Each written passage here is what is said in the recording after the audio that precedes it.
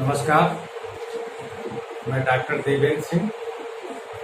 आज हम सब पढ़ेंगे कि आर्थिक विकास को किस प्रकार से, आर्थिक विकास के लक्ष्य को किस प्रकार से हम प्राप्त कर सकते हैं। आर्थिक विकास के मार्ग में जो बाधक तत्व हैं, यदि उनको हम दूर कर लें तो एक अल्प विकसित राष्ट्र आर्थिक विकास के लक्ष्य को प्राप्त कर सकता है। आर्थिक वृद्धि करना प्रत्येक राष्ट्र का लक्ष्य होता है और कई अर्थशास्त्रियों ने आर्थिक विकास के तत्वों के संदर्भ में अपने अपने विचार रखे हैं। किंडलबर्ग, बर्जरबा, हैरिक, इन्होंने आर्थिक तत्वों पे विशेष जोर दिया। रेगनर से उन्होंने ऐतिहासिक, राजनीतिक, सामाजिक, सांस्कृतिक सभी तत्वों को एक देश के आर्थिक विकास में सहायक तत्व के रूप में परिभाषित किया। वहीं लुईस ने बचत वृद्धि, ज्ञान वृद्धि और प्रति व्यक्ति आय में वृद्धि करने के उपायों को आर्थिक विकास के लक्ष्य प्राप्ति में सहायक करता है। जोसेफ सेम्पीटर ने नवप्रवर्तन पर विशेष बल दिया है कि एक राष्ट्र, अल्प विकसित राष्ट्र यदि नवप्रवर्तन को अपनाता है, इनोवेशन को अपनाता है, तो वो राष्ट्र अपना आर्थिक विकास कर सकता है। इसी प्रकार से आर्थिक विकास के दो मेन फैक्टर, नंबर एक इकोनॉमिक फैक्टर्स और दूसरे नॉन इकोनॉमिक फैक्टर यानी अनार्थिक तत्व। पहले आर्थिक तत्व और दूसरे हैं अनार्थिक तत्व। इन दोनों तत्वों के द्वारा एक राष्ट्र आर्थिक विकास के लक्ष्य को प्राप्त कर सकता है। सबसे पहले देखते हैं कि आर्थिक तत्व कौन कौन से हैं। तो सबसे पहला है मानवीय संसाधन। हम जानते हैं कि अल्प विकसित राष्ट्रों की एक समस्या है कि यहाँ जनाधिक्य अधिक पाया जाता है। मानवीय संसाधन एक राष्ट्र के विकास के लिए लाभदायक भी है। मानवीय अधिक जनसंख्या यानी अधिक मांग, मांग अधिक होगी तो बाजार का विस्तार हो जाएगा, बाजार का विस्तार हो जाएगा, पूंजी की निर्माण की गति जो है वो तेज हो जाएगी और अधिक मानवीय संसाधन देश को श्रम बल भी उपलब्ध कराते हैं। विकसित राष्ट्रों की एक जो समस्या है मानवीय संसाधन, यदि उसका सदुपयोग किया जाए, सही ढंग से यदि प्रयोग किया जाए, तो निश्चित रूप से हम आर्थिक विकास के लक्ष्य को प्राप्त कर सकते हैं। दूसरा प्राकृतिक संसाधन, और हम जानते हैं कि प्राकृतिक संसाधन दो प्रकार के। एक संसाधन, प्राकृतिक के संसाधन वो होते हैं जो शीघ्र नष्ट हो जाते हैं, जैसे खनिज पदार्थ, तेल भंडार, कोयला, ये शीघ्र समाप्त होने वाले संसाधन हैं। और दूसरे संसाधन वे संसाधन हैं जो समाप्त नहीं हो सकते, जैसे जल, समुद्री जल, वर्षा।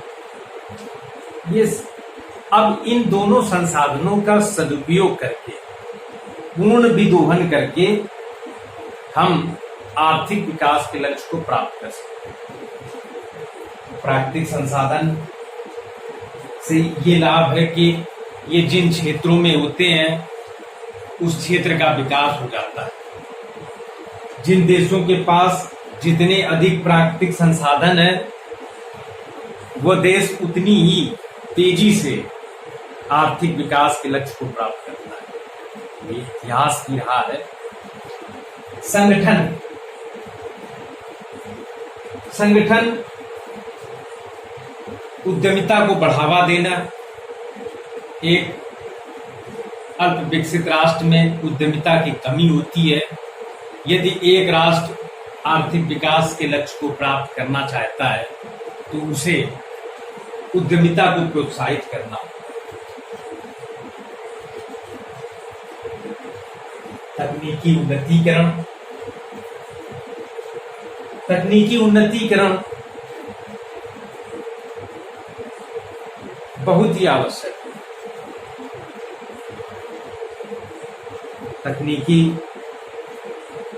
से एक लाभ ये है कि वस्तुओं की लागतों को घटाया जाता है। प्रायः अल्प विकसित देशों में ये देखा गया है कि उत्पादन की अप्रचलित तकनीक का उपयोग किया जाता है और अप्रचलित तकनीक के कारण प्राकृतिक संसाधनों का पूर्ण विदोहन नहीं हो पाता। प्राकृतिक संसाधनों का पूर्ण विदोहन न हो पाने के कारण वेस्टेज हो जाता है। तकनीकी उन्नतीकरण के द्वारा आर्थिक विकास के लक्ष्य को प्राप्त किया जा सकता है। प्रायः ये देखा गया है कि अल्प विकसित राष्ट्रों में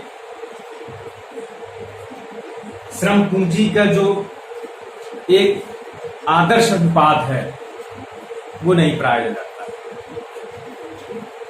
तकनीकी उन्नतीकरण में श्रम और पूंजी का जो आदर्श अनुपात है उसका उपयोग किया जा सकता है। तकनीकी उन्नतीकरण के लिए हमें नवप्रवर्तन करने चाहिए। खोज आविष्कार को प्रोत्साहित करना चाहिए।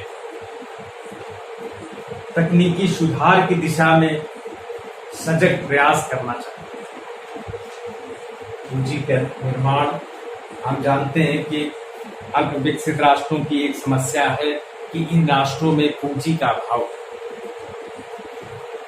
पूंजी के अभाव के कारण से एक राष्ट्र अपने प्राकृतिक और मानवीय संसाधनों का पूर्ण विदोहन नहीं कर पाता।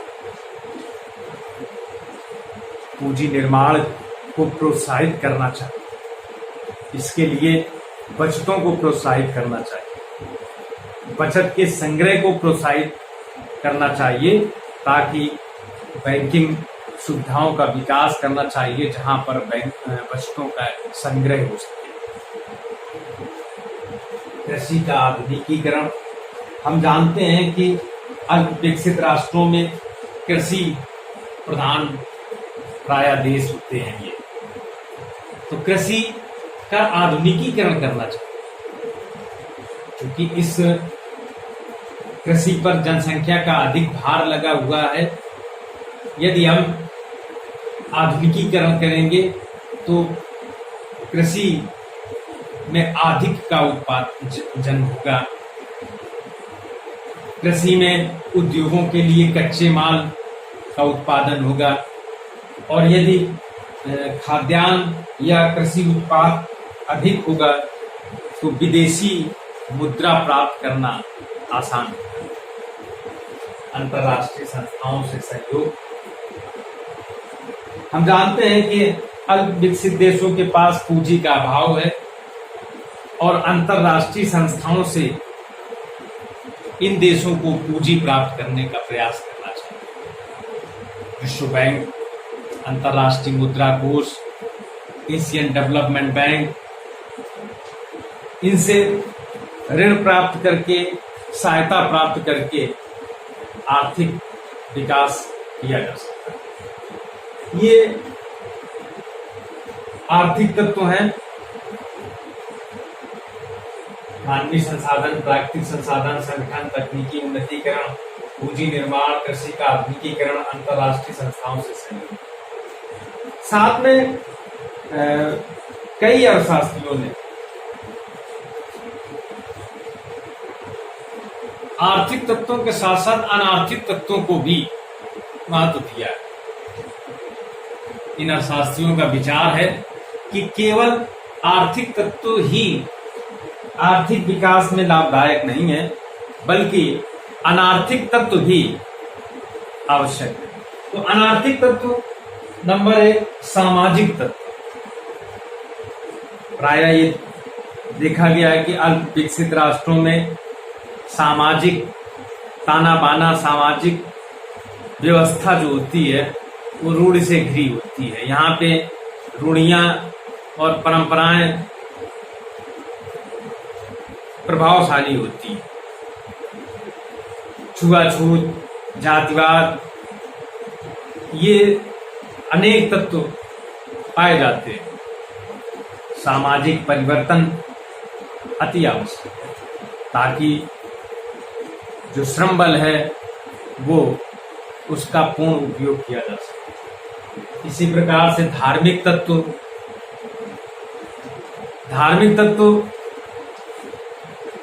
इन देशों में पाया गया है ये कि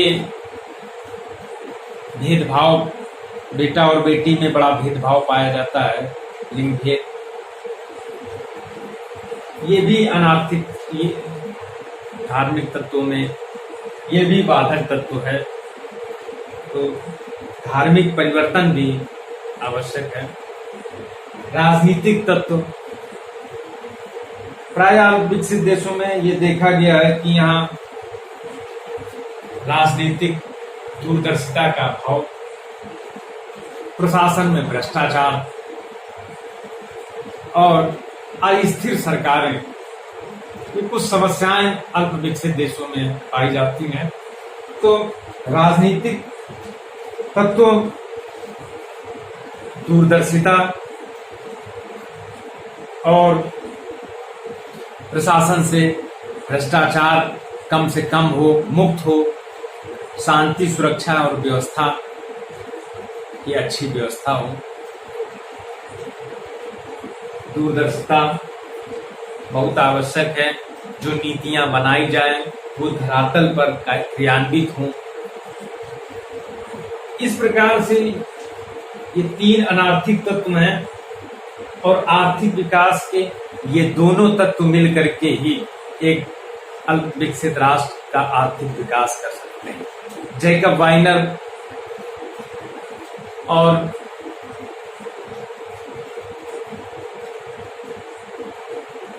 लुईस क्रेन क्रॉस, इन सभी लोगों ने कहा कि अल्प विकसित देशों के विकास में आर्थिक तत्व और अनार्थिक तत्व, इन दोनों की महत्वपूर्ण भूमिका है और इन दोनों के समन्वय के द्वारा अल्प विकसितता को दूर किया जा सकता है।